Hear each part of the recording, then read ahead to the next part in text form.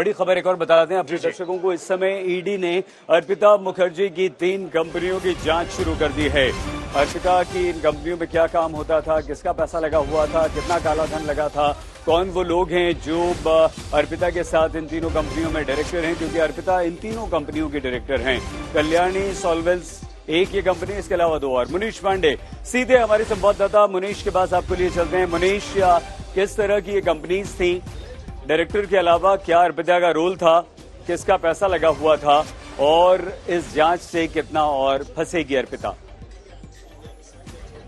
जी बिल्कुल सही। सबसे पहले हम बता दूं कि आज तक के हाथ वो एक्सक्लूसिव दस्तावेज लगे हुए हैं और ये 3 कंपनियां हैं जो अर्पिता मुखर्जी से जुड़ी हुई हैं। अब ये कंपनियां इसके लिए महत्वपूर्ण हो जाती हैं क्योंकि साल 2010-11 के करीब में अर्पिता मुखर्जी और पार्था चैटर्जी के बीच में बातचीत शुरू हुई थी और साल 2011 में पहली बार ऐसा था कि अर्पिता मुखर्जी एक कंपनी की डायरेक्टर बनती हैं। उसी साल में एक वो दूसरी कंपनी की डायरेक्टर बन जाती हैं और साल 2014 में वो एक और कंपनी इच्छे एंटरटेनमेंट प्राइवेट लिमिटेड की डायरेक्टर बन जाती हैं।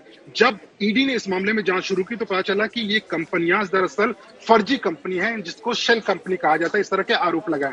उसके बाद ईडी का ये दावा इस वक्त है कि इन कंपनियों के जरिए कई प्रॉपर्टीज खरीदी गई थी। एक प्रॉपर्टीज के डॉक्यूमेंट आज तक की बात लगे हुए हैं, जिसमें कि साल 2022 में अर्पिता मुखर्जी की जो इच्छे एंटरटेनमेंट प्राइवेट लिमिटेड है, उसने 74 लाख रुपए में एक कंपनी कोलकाता में खरीदी, एक फ्लैट कोलकाता में खरीदा, माफ करिएगा।